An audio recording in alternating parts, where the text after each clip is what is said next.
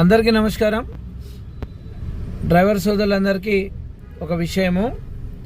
ఈరోజు రవాణా శాఖ మంత్రి గారితో మళ్ళీ రవాణా శాఖ కమిషనర్ గారితో ఆటో సంఘాల చర్చలు జేఏసీ చర్చలు జరిగాయి.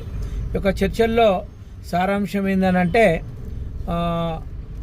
ఆటో మరియు private transport workers welfare board సంబంధించి మొదటి వారంలో సమావేశం పెడతాం కార్మిక శాఖ మంత్రితోటి.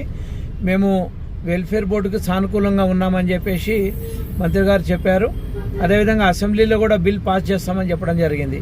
ఆటోమీటర్ రేట్లు విషయంలో కూడా 1వ తారీఖు సమావేశం పెడతామని చెప్పడం జరిగింది. అదేవిధంగా ప్రధానంగా ఇది మనం గుర్తించాలి ఏంటంటే ఓలా, ఊబర్, ర్యాపిడో ఎల్లో ప్లేటే నడవాలి, వైట్ ప్లేట్ బైక్లన్నింటినీ కూడా నిషేధిస్తారు. ఆ నిషేధించడానికి కూడా ఇవన్నీ కూడా హామీలు లిఖితపూర్వకంగా ఇవ్వడం జరిగింది.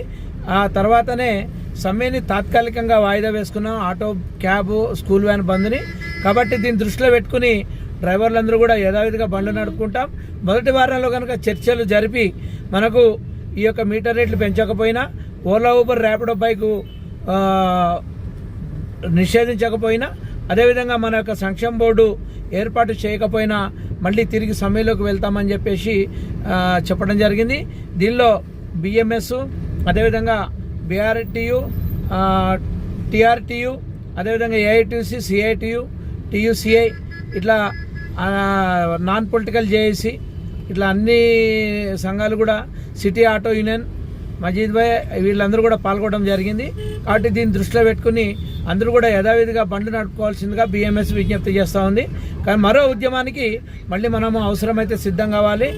ఈ రోజు వరకు ఒక 4 రోజులుగా ఏదైతే ఆటో డ్రైవర్లు, అదేవిధంగా స్కూల్ వ్యాన్ డ్రైవర్లు, క్యాబ్ డ్రైవర్లు ఈ యొక్క జేఏసీకి, బిఎంఎస్ యొక్క పిలుపుకి పూర్తిగా మద్దతు ఇచ్చినందుకు ధన్యవాదాలు తెలుపుతూ, మళ్ళీ ఒక ఉద్యమం అవసరం ఉంటే కూడా ఇదే విధంగా యూనిటీ ప్రకటించాలని చెప్పేసి, చూపించాలని చెప్పేసి నేను తెలియజేస్తూ ఉన్నాను.